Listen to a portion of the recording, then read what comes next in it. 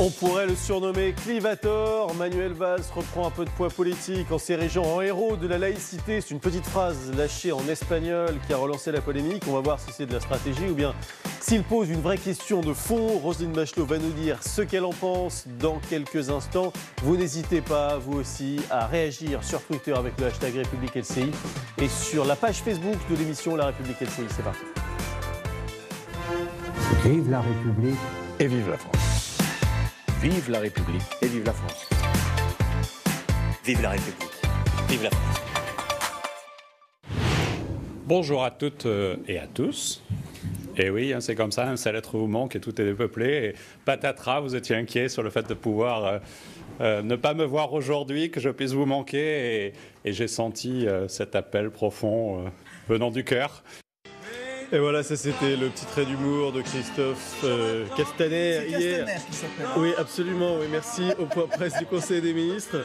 Mais nous aussi, il y a quelqu'un qui nous manque ce matin. Tu n'es pas là. C'est Natacha Polony.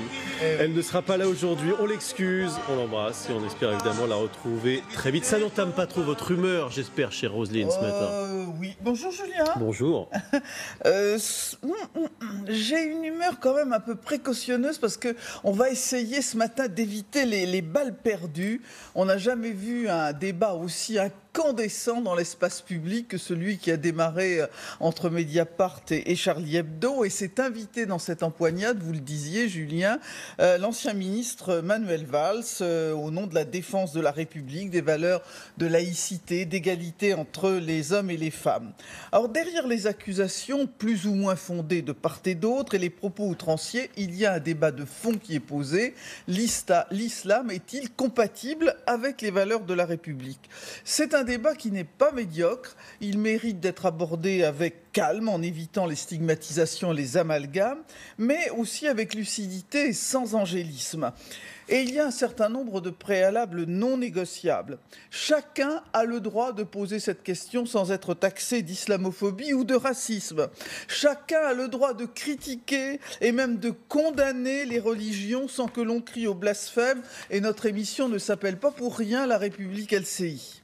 Deuxième préalable, les lois de la République ne sont pas négociables, en particulier l'égalité entre les hommes et les femmes, sous aucun prétexte de respect de la diversité culturelle ou ethnique. Il ne peut y avoir aucune discussion, aucune complaisance clientéliste ou affable sur ce sujet. Troisième préalable, le refus total de l'antisémitisme qui gangrène des poches de plus en plus importantes dans des populations issues de l'immigration. Là encore, aucune compréhension, aucune indulgence n'est possible pour l'antisémitisme ou le négationnisme qui sévit parfois. Quatrième préalable, évidemment, on ne saurait confondre islam et islamisme, mais il est quand même significatif que l'on soit sans arrêt obligé de réaffirmer cela avant d'aborder ce dossier, comme s'il convenait d'abord de s'excuser. Bon, des préalables, j'en ai encore un paquet, mais je pense qu'avec cela, on peut commencer à discuter. Ils ne sont pas du genre à s'excuser, nos invités de ce matin. Il y a d'abord Elisabeth Lévy qui est là. Bonjour à vous. Merci, directrice du magazine Causeur. Votre dernier livre s'appelle Les Rien Pensants, un titre qui dit tellement de choses. Daniel Simonet. Une blague quand même aussi. Bah oui, bien sûr. Daniel Simonet qui est conseillère de Paris, oratrice nationale de la France Insoumise. Bonjour à vous. Bonjour. La journaliste Michèle Cotta, auteure elle de Quelle histoire ? Et oui, quelle histoire que cette grande histoire politique. Et puis Sébastien Ley, entrepreneur, chercheur associé à l'Institut Thomas More. Bonjour à vous. Alors c'est vrai que cette question, on va se la poser, cette question de la laïcité et du rapport à la laïcité avec cette nouvelle déclaration de Manuel Valls qui a donc créé une polémique. C'était lors d'un débat organisé par El País. Alors il faut bien préciser que cette petite phrase, c'est un propos général sur la crise d'identité culturelle de nombreux pays et au milieu de son développement, il parle du problème, je le cite, du problème de l'islam des musulmans. On l'écoute précisément pour savoir exactement ce qui s'est dit. Todos los países sufren de una crisis de identidad cultural, porque hay la globalización, hay la crisis política, hay las redes sociales, hay el problema de los refugiados, surgen en nuestras sociedades, por ejemplo, en la sociedad francesa, el problema del Islam, de los musulmanes. Todo eso interroga sobre lo que nosotros somos. Voilà, en espagnol dans le texte, évidemment. Il y a eu pas mal de réactions outrées à la suite de ces propos, comme s'il avait dit qu'il y a un problème avec les musulmans, alors qu'on a entendu que le problème était plus général que ça. Est-ce que pour vous, Daniel Simonet, c'est un dérapage, ce qu'on a entendu là? Mais oui, et puis c'est pas le premier. On a le sentiment en plus que ça va pas être le dernier. Il faut rappeler quand même une évidence, quoi. La République ne reconnaît ni ne finance aucun culte. Donc la République n'a pas de problème avec l'islam, n'a pas de problème avec le catholicisme ou le judaïsme.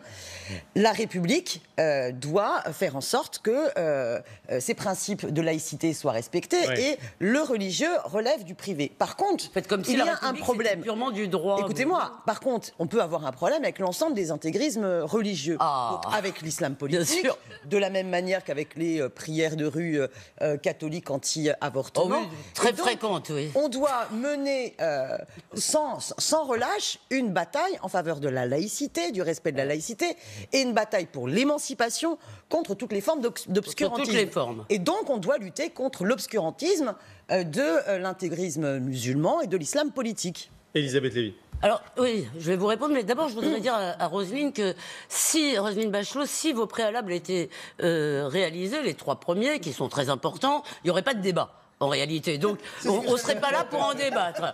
En réalité, ces préalables ne sont pas acceptés par tous. C'est bien la question. La question de la critique des religions, si vous voulez, n'est pas du tout acceptée par tout le monde. Et le premier, chacun a le droit, si vous voulez, n'est pas respecté par tout le monde. Donc non. Ce ne sont pas des préalables, c'est le cœur de notre débat. Et maintenant, je voudrais vous répondre et je vais essayer d'écouter notre sage capitaine et d'être calme. Je sais que ça n'est pas ma première qualité. Ce que je pense, en fait, je vous remercie parce que, dans le fond, je vous crois tout à fait de bonne foi.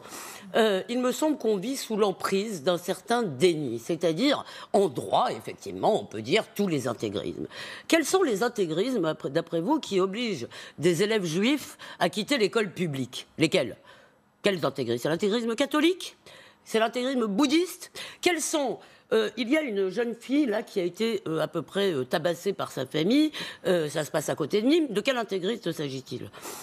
Donc quand vous entendez parler, je veux dire, il y a quelques prières de rue, il y a des Loubavitch qui transgressent, des ultra-orthodoxes qui transgressent assez tranquillement la laïcité, mais qui n'ont aucun prosélytisme ni aucun caractère agressif avec les autres. Le seul intégrisme, si vous voulez, qui nous menace de façon claire, et massive, la laïcité, c'est l'intégrisme islamiste. Et noyer le poisson... Oh non, je ne vois pas le poisson. Si, parce que vous dites tous les... Attendez, je n'ai pas... Je vous ai...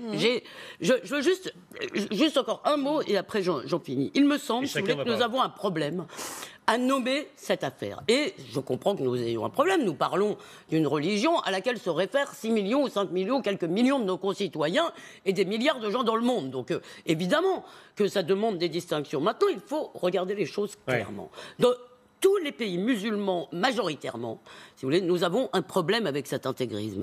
Je veux dire, et dans les territoires perdus, nous avons exactement le même. C'est lui qui met au défi la République. Ce qu'a dit Manuel Valls, je me tais tout de suite, ce qu'a dit Manuel Valls, 80 ou 90%, à mon avis, des Français le pensent. Il y a un problème à l'intérieur de l'islam. Il y a un problème avec certaines expressions. Mais on n'est pas dans la conversation. Le débat public ne peut pas se passer. Le débat public, Daniel Simonet, ne peut pas se passer dans un commissariat. Vous avez compris ce qu'il voulait dire. Michel Cotta. Pardon. Voilà. Oui, là, c'est la bonne illustration du fait que c'est vrai que c'est un domaine dans lequel on peut difficilement avoir une espèce de rigueur, parce qu'on est tous... C'est un problème qui fait appel à nos propres sentiments. Moi, je vous dirais que, paradoxalement, je suis un peu d'accord avec qui? Avec vous. Elisabeth Lévy. Pourquoi paradoxalement?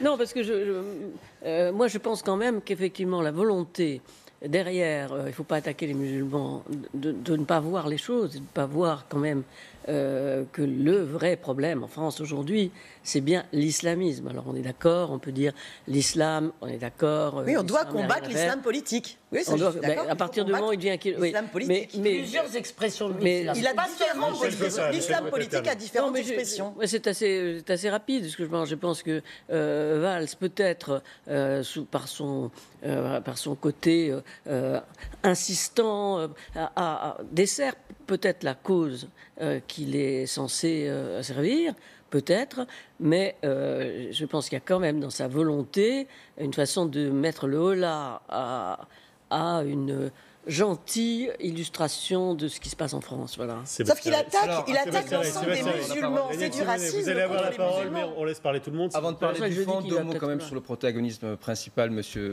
Manuel Valls. Quelle déchéance pitoyable pour cet homme. Je veux dire, il est passé d'un combat légitime que nous soutenons tous, qui est un combat pour la laïcité intransigeante, à une déchéance. Oui, à une forme de stigmatisation des musulmans. On sait qu'il est en train d'essayer de tracer son sillon politique au sein de la République En Marche, mais les mots sont mal choisis. Camus disait mal nommer les choses, c'est déjà ajouter au malheur du monde. Oui, mais il ajoutait aussi ne pas les nommer. Comment vous pouvez parler comme ça? Oui, et il reprenait les termes de Confucius. Oui, mais on sent très bien qu'il essaye, c'est du marketing politique. Il est dans ça fait quand même assez longtemps qu'il est sur ce créneau, vous pouvez pas dire. Il a été au pouvoir pendant combien de temps et quel a été son combat? Eh bien, à chaque fois qu'il a essayé d'avancer, il a dit des choses pour lesquelles il s'est fait tabasser par son parti, mais il a quand même, Valls, c'est quand même pas la première fois qu'il parle de laïcité et de l'islam. S'il vous plaît, qui va juste dans le sens de Sébastien Ley. Il y a quelqu'un qui nous dit sur Twitter ce genre de phrases et ce genre de déclarations politiques comme celle de Manuel Valls n'apporte que division dans un contexte où, au contraire, nous avons besoin d'être rassemblés. Fatima pense comme vous, Sébastien Ley, visiblement. Oui, moi ce que je voudrais vous dire, c'est que les musulmans sont les premières victimes à travers le monde du terrorisme.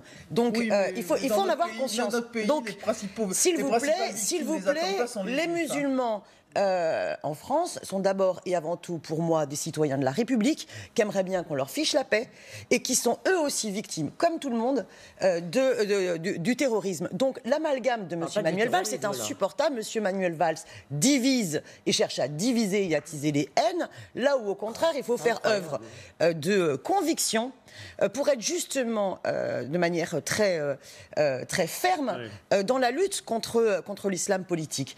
Moi, je vais vous dire, M. Manuel Valls, je ne l'ai pas entendu, quand il était aux manettes, intervenir sur justement le fait qu'il n'y avait pas d'islam politique modéré de la part, par exemple, de M. Erdogan en Turquie, de la part de celles et ceux qui ont contribué finalement aux assassinats de Choukri Belhaïd et Mohamed Brahmi en Tunisie, du Front populaire tunisien. Dans le travail de la position internationale de Manuel Valls, jamais eu cette attitude-là. Par contre, il y a une exploitation à l'échelle nationale pour occulter la question sociale, parce que c'est toujours ça la fonction que cela a. D'abord, il y a quelque chose qui devrait vous frapper, c'est que dans les reproches qui sont souvent faits à Manuel Valls, il y a cette fameuse amitié avec Israël. Il y a une obsession palestinienne et anti-israélienne, si vous voulez, dans les rangs d'une certaine gauche qui les a amenés à fermer les yeux sur un certain nombre de choses. Et je suis navré quand Madame Obono défend le Parti des indigènes de la République, on s'inquiète. Elle ne défend pas les indigènes de la République. D'accord, ok, passons. Mais ce que je voulais vous dire, c'est que vous pensez que vous insultez tous les musulmans. Ce qui insulte les musulmans, c'est de penser qu'ils ne sont pas capables de comprendre la laïcité française. La laïcité française, ça n'est pas juste, si vous voulez, effectivement, la séparation, c'est aussi le droit de se moquer des religions, le droit de critiquer les religions. Or, depuis des années, de quoi sommes-nous traités quand nous disons qu'il y a un problème dans l'islam? Et, je veux dire, on n'est pas dans un commissariat, il se trouve que j'ai dit dans l'islam, mais si je vous avais dit de l'islam, parce que dans la conversation j'aurais pu dire ça, je penserais la même chose. Il y a un problème qui n'est pas seulement une petite minorité, et qui n'est pas seulement le terrorisme. Il y a un problème de sécession culturelle. Voilà, ça n'est pas simplement une question de laïcité. Et ça avait été dit, est-ce que je peux rappeler peut-être deux chiffres qui sont quand même importants? C'est que pour 28% des musulmans dans notre pays, 28% des musulmans estiment que les lois de la charia charia sont supérieures aux lois de la République. Bon, c'est une enquête, c'est pas... C'est une enquête. Pas tous interrogés, mais c'est une enquête sérieuse. Il y a donc quelque chose qui dépasse simplement il y a quelque chose qui n'est pas radicalisées ou des personnes tentées par le djihadisme. Et je donne un le deuxième chiffre, pardon. Et également très intéressant est l'étude qui a été confirmée après des travaux sur plusieurs années de la Fondapol, qui montre la montée d'un nouvel antisémitisme dans notre pays, nouvel antisémitisme qui est concentré dans des populations venues de l'immigration. Ces deux faits, il faut les considérer, il faut les traiter. Il s'agit pas de Simonet, je voudrais juste terminer. Ça fait 15 ans. Attendez, pardon, je voudrais juste terminer. Ça fait 15 ans que ça dure. Ça fait 15 ans que les territoires perdus de la République sont parus. Ça fait 15 ans que nous disons qu'en Seine-Saint-Denis, d'accord, et ça n'est pas à cause des militants du Front National, je suis désolée de le dire, il n'y a plus d'élèves juifs dans les écoles publiques. Alors, soit, si vous voulez, vous êtes toujours dans l'idée que les musulmans, ce sont les damnés de la terre et qu'en tant que victimes emblématiques... C'est pas n'importe quoi. Attendez, on m'attaque et on me fait dire n'importe... Madame, vous dites n'importe quoi. Si on veut défendre la République sur l'ensemble, si on veut défendre la République sur l'ensemble des territoires, on lui donne les moyens. Parce que justement, pour que la République émancipe, il faut lui donner les moyens de sa Daniel Simonet, s'il vous plaît, laissez Sébastien Ley et ensuite vous... Madame Lévy, j'écris de temps en temps dans Causeur, nous avons exactement les mêmes idées. Mon point principal, c'est de revenir sur le sens des mots et un usage malheureux des mots par M. Valls. Il aurait dû parler de radicalisation de l'islam en France, de radicalisation de certains musulmans, stigmatiser 6 millions de personnes, même s'il y en a 28% qui sont radicalisés ou antisémites. Ils ne sont pas radicalisés. Je n'ai pas dit ça. Attention quand même.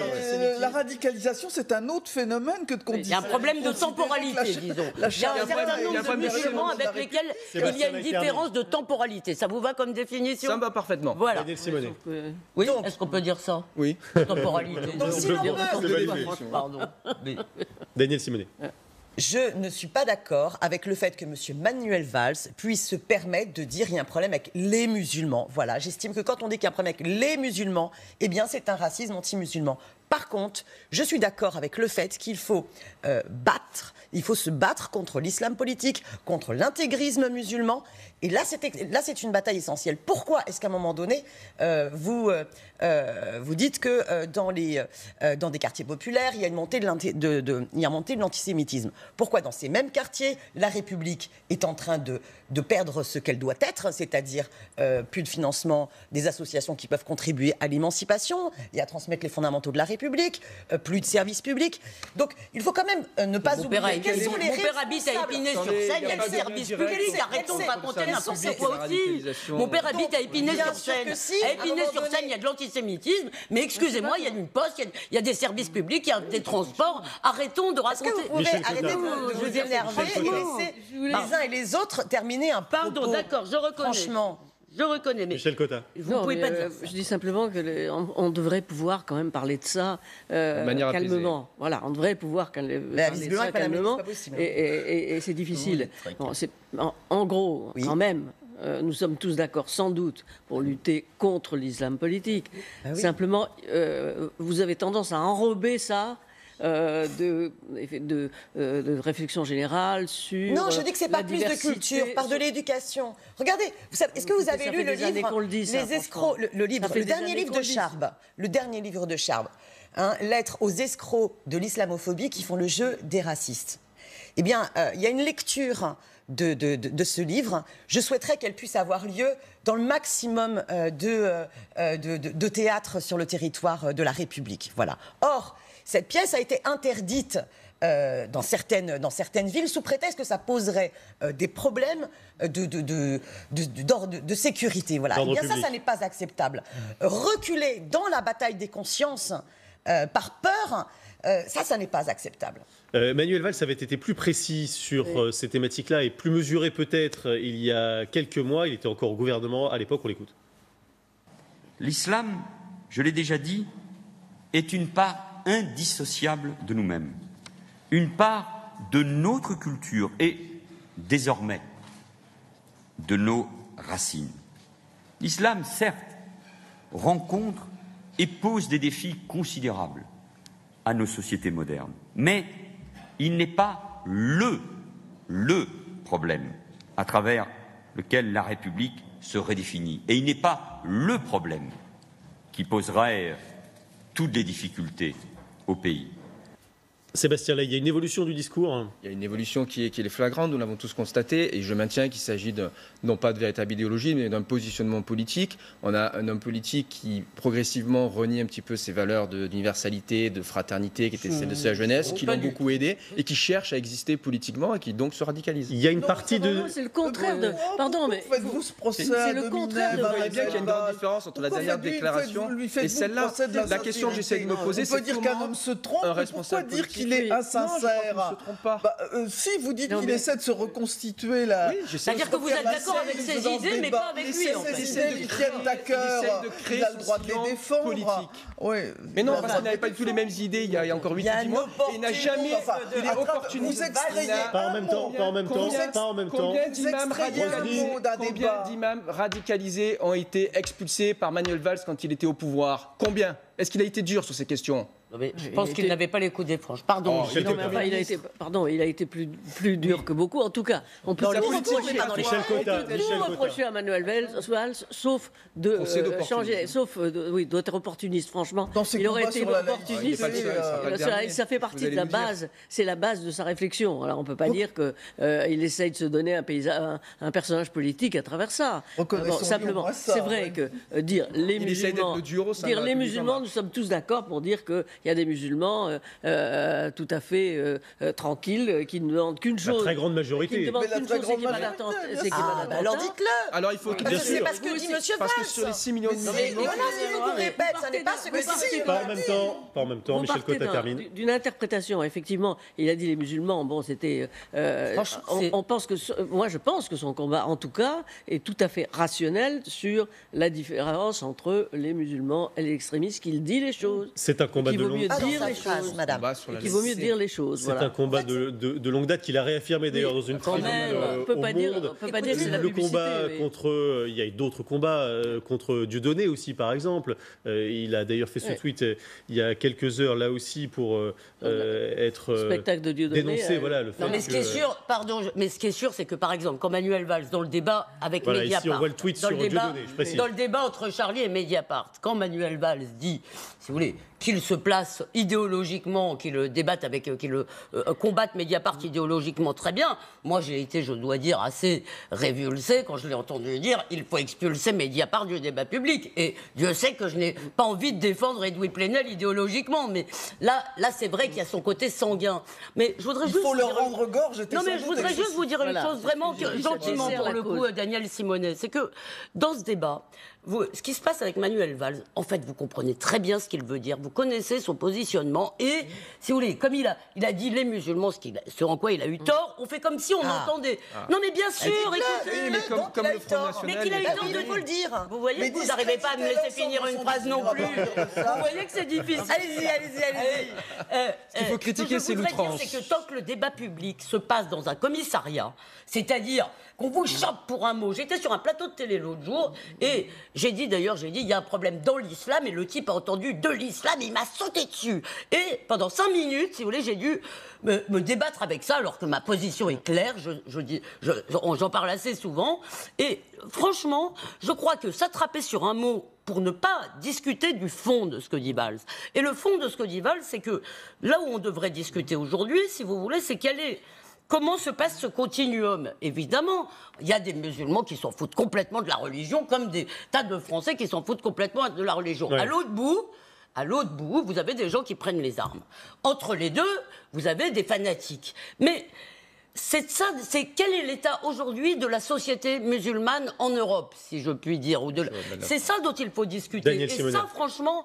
on ne va pas le résoudre en tapant sur Valls. Daniel Simonet. Alors moi, je suis profondément républicaine. Qu'est-ce qui fait l'identité de la République? Qu'est-ce qui fait l'identité de la République?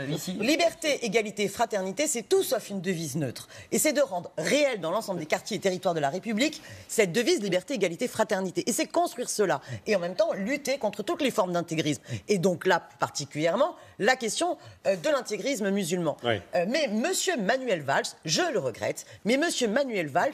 vous ne l'aimez pas, hein? Non, parce que d'abord, il joue un rôle bien précis. Son rôle sur sa façon d'attiser la question du dénigrement des concitoyens de confession musulmane réelle ou supposée, parce qu'il est dans ce registre-là, eh bien, il le fait parce que c'est une fonction pour occulter la question sociale, pour que pendant ce temps-là, on ne parle pas des 9 milliards qui sont pris dans les caisses de l'État pour donner aux plus riches, on ne parle pas de la casse des services publics, bien évidemment.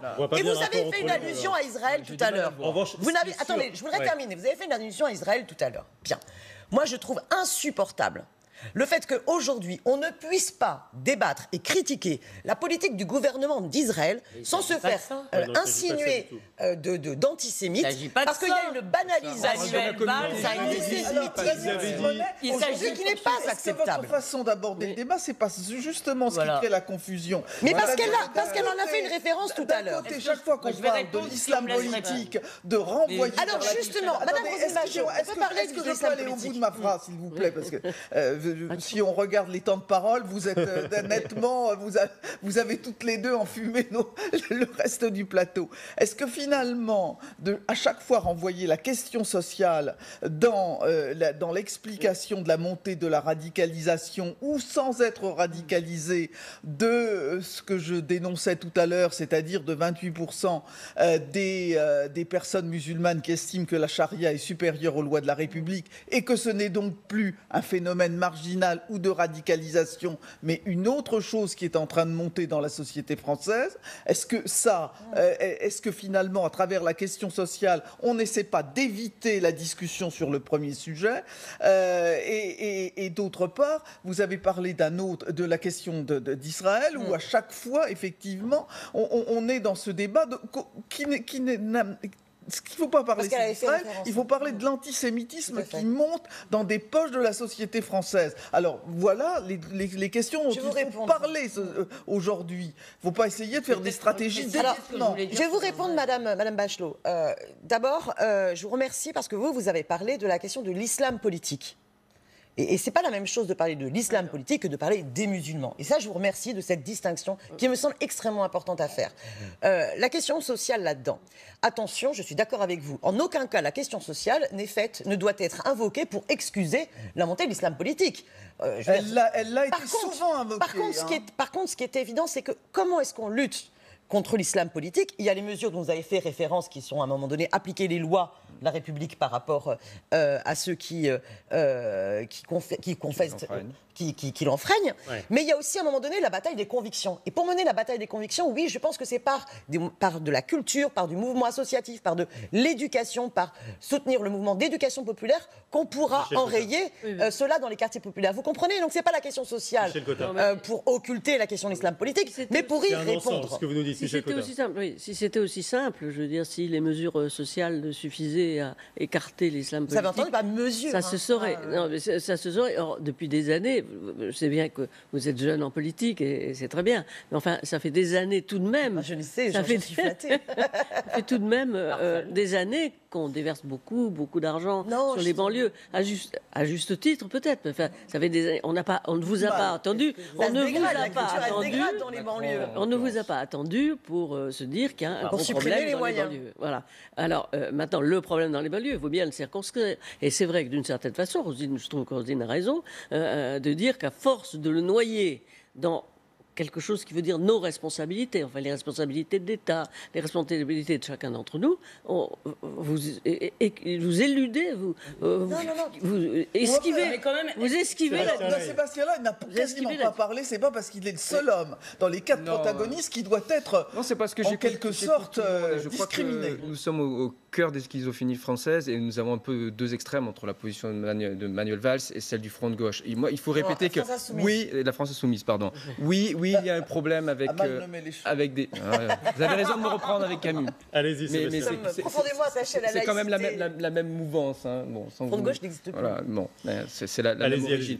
Donc oui, il y a un problème avec la radicalisation de l'islam en France, avec des formes d'antisémitisme, et il faut lutter contre. Oui, on n'y en a pas parlé, il y a aussi un problème avec l'immigration. Il ne me semble pas que ce gouvernement ait une politique migratoire bien définie. S'agissant des musulmans, il y a 6 millions de musulmans en France. Plutôt que d'essayer de créer un clivage avec les autres Français, il faut aussi travailler avec ceux qui, au sein de la sphère musulmane, notamment les femmes, essaye de mener des combats laïques, de se libérer de la gangue de la religion. Et donc, il faut mener ce combat au sein de l'islam plutôt que d'essayer d'opposer les musulmans et les non-musulmans. C'est notre devoir. Enfermez pas les hommes et les femmes de confession musulmane dans une communauté. Ce sont des citoyens de la République à part entière. On ne va pas vous mettre d'accord là-dessus aujourd'hui. Il y a un autre sujet qui a été relancé hier par Édouard Philippe, le Premier ministre. Il était l'invité de votre ami Edoui Plenel, Elisabeth Lévy, c'était sur Mediapart. Il était interrogé sur le harcèlement, les histoires de harcèlement. Il est revenu sur la problématique. Il est mon Premier ministre. Il a dit non à l'écriture inclusive et il a dit un truc de super bon sens sur le harcèlement. Ah, c'est votre héros. Je suis philippiste aujourd'hui. Alors pourquoi est-ce que Elisabeth Lévy est-elle à ce point philippiste ? Eh bien c'est parce que Édouard Philippe, alors il a mis tous les guillemets, toutes les précautions oratoires possibles, mais il a quand même dit ceci. On peut aussi faire attention, d'abord à conserver une forme de civilité entre les hommes et les femmes, à ne pas tomber dans une relation qui serait systématiquement une relation de méfiance ou de process. On ne doit pas non plus s'interdire, je vais peut-être choquer en disant ça, s'interdire une certaine forme de séduction intellectuelle, qui ne peut jamais être une forme de violence, qui ne peut jamais être une forme de contrainte, mais qui peut être une forme de séduction. On ne peut pas non plus oublier que dans cette libération de la parole, il arrivera mécaniquement que des accusations portées soient excessives par rapport aux faits dénoncés. Ça arrivera. Je ne pensais pas une seconde que je suis en train de justifier quoi que ce soit. Alors autant vous dire qu'après cette phrase, il y a de nombreuses féministes qui lui sont tombées dessus à bras raccourcis. Pourquoi c'est votre héros, Elisabeth Lévy, avec cette phrase ? Je suis horrifiée. Alors, je précise avant de commencer que je trouve l'agression. Voilà, je prends les précautions. Je suis contre les agressions, les viols, le chantage et la contrainte exercée sur les femmes ou sur les hommes pour obtenir des faveurs sexuelles. Mais vous êtes aussi contre la chasse à l'homme. C'était la une. C'était la une. Je l'ai. Vous avez exactement. Voilà, un petit coup. Arrêtez la chasse à l'homme. Voilà. Et franchement, d'abord, il a plutôt pas mal marché et je crois pas que la société soit si clivée que ça là-dessus. Je pense que beaucoup de gens sont sur ma position. Nous sommes contre tout ce que la loi réprouve, d'accord ? Mais balance ton porc. Cet appel général à la délation, et nous en avons déjà vu des effets, des carrières qui s'arrêtent, des comédiens qui disparaissent avant le moindre procès. Premièrement, je veux dire, on n'obtiendra pas justice par la suspension des formes de la justice. Et deuxièmement, ça donne une fausse idée des relations entre les hommes et les femmes dans notre pays. Parce que l'ampleur, si vous voulez, on voit tellement de témoignages qui mélangent tout, de la blague lourde, il a regardé mon décolleté, évidemment, il m'a violée. On voit tellement, si vous voulez, de témoignages que ça occupe tout l'espace médiatique. Ouais. On a donc l'impression que ça occupe toute la vie. Eh bien non. Je ne sais pas nommer. Regarde, Roselyne me regarde, je parle trop, alors voilà. Je suis à la fois d'accord et pas d'accord. Moi, je suis absolument d'accord pour la campagne Balance ton porc ou MeToo. Enfin, Balance ton porc, ça vous a pas gêné Non, ça ne m'a pas gêné. Sur l'évolution et de dire que il y a pas de problème dans la société française et il n'y a pas des phénomènes massifs de harcèlement et de domination. Il ne faut pas nous croire qu'on est dans le pays des bisounours. Mais vous dites finalement, la France est un pays de civilité, etc. Non, il y a des vrais problèmes. Il y a des criminels, il y a des délinquants comme dans toutes les matières. Il y a des gens qui transgressent la norme. Il y a des problèmes de domination qui existent. Maintenant, le pauvre Édouard Philippe, il enfonce des portes ouvertes que à travers... Elles n'ont pas été ouvertes, elles ont été fermées. Ce mécanisme de dénonciation viennent se glisser des dénonciations abusives. C'est une telle évidence que je ne vois pas pourquoi ça suscite le débat ou le scandale. Alors là, des garde-fous, il en a mis, dites donc, c'est ceinture et bretelles. Écoutez, je salue ce mouvement de libération de la parole des femmes et également ce très bon numéro de Causeur, c'était celui où il y avait cette magnifique formule Habeas Porcus. Habeas Porcus, voilà. Qui n'est pas de moi, qui est de Daoud Bourzala, je lui rends à César. Votre rédacteur en chef adjoint. Pour revenir à la remarque d'Édouard Philippe, en réalité, on peut s'inspirer là de l'exemple américain. Vous me permettrez de faire allusion à mon expérience américaine. Ouais. Ce qu'il faut éviter en France, c'est une judiciarisation excessive des relations entre les hommes et les femmes. Ça a atteint aux États-Unis, avant même l'affaire Weinstein, dans le monde de l'entreprise, je l'ai connu, des sommets que personne ne pourrait imaginer en France. Par exemple, encore en 2009-2010 aux États-Unis, si j'étais dans un ascenseur et qu'une femme pénétrait dans cet ascenseur, je quittais immédiatement l'ascenseur pour ne pas me retrouver seul avec cette femme. C'est sexiste, pourquoi c'est pas elle qui partait? Non, mais tout ça, attention, tout ça était dans les manuels de direction qu'on vous donne quand vous êtes embauché par une société. Donc vous voyez, ça n'est même pas du droit, c'est du règlement intérieur, mais tout le monde l'avait intégré. On ne peut pas, connaissant en plus la tradition de galanterie en France, les relations entre les hommes et les femmes, tomber dans ces excès-là. Donc libération de la parole de la femme, travail, par exemple. C'est très difficile. Il a raison, Michel Cotta, de mettre un peu là, Édouard Philippe avec. Et qu'on a la réputation. Je pense qu'il a raison parce que c'est vrai, mais c'est des banalités aussi. Mais c'est vrai que c'est bien que la parole des femmes se élève, etc. D'autant qu'il y a des milieux dans lesquels l'esclavage sexuel ou le chantage sexuel s'exprime beaucoup plus que dans les autres. C'est-à-dire, nous, ici, on peut dire non, on est libre les uns avec les autres. Quand on est dans un boulot, quand on est dans un atelier, quand on est avec des supérieurs hiérarchiques, c'est sûr que c'est là que ça devient difficile. C'est le problème c'est plutôt le problème de la postière qui est difficile. Parce qu'elle est d'abord la caissière, c'est-à-dire que elle, si elle bouge, on lui donne certainement raison, mais après on la fout dehors. Donc elle n'ose pas parler à son mari de ce qu'elle subit au travail. Bon, ça c'est vraiment un asservissement terrible contre lequel il faut lutter. Maintenant, c'est vrai qu'il faut faire attention. C'est quand même pas la même chose de dire à une fille qui arrive travailler dis donc, est-ce que tu es belle ce matin que de lui mettre la main aux fesses. La mettre la main aux fesses. Bon, donc je crois qu'Édouard Philippe a tout à fait raison. Est-ce que ça veut dire que l'État doit se mêler des mœurs? Il a brisé une forme de consensus. On peut pas à la fois demander pardon, mais à la fois demander. On peut pas à la fois demander à l'État de mettre fin à un ordre des choses injustes et à la fois dire de quoi il se mêle. Pardon. Ce qu'il faut réaliser, c'est que le hashtag Balance ton porc, le hashtag MeToo a révélé voilà, nous sommes dans une société de domination du patriarcat terrible. Mais est-ce que le Premier il y a un sexisme terrible. Écoutez, vous savez qu'une femme sur 5... Est-ce que le Premier ministre a eu raison de mettre le holà avec cette phrase? Non, je vais vous dire pourquoi. Une femme sur 5 déclare avoir été victime de harcèlement sexuel au travail. Une femme sur 5. Et c'est pas simplement la caissière du supermarché, la femme de chambre qui travaille dans un hôtel, c'est évidemment toutes ces femmes-là. Je vais vous expliquer pourquoi je ne crois pas à cette statistique. N'utilisent pas les hashtags et ne communiquent pas forcément sur les réseaux sociaux, mais c'est dans toutes les couches du salariat que les femmes Daniel, subissent. Vous croyez à cette statistique? Les femmes subissent cela, voilà. Et donc oui, je crois à cette statistique parce que autour de moi, quand j'en parle, oui, autour de moi, toutes ont déjà eu un problème, soit de harcèlement de rue, mais on a soit le droit de de dire quand même qu'il y a des situations peut-être excessives. Il y a une situation grave. Il y a surtout des situations de la vie qui ne vont pas se régler par la loi. Madame, je peux terminer. Donc comment est-ce qu'on fait pour que d'abord du hashtag sur les réseaux sociaux où je vous signale qu'il y a surtout eu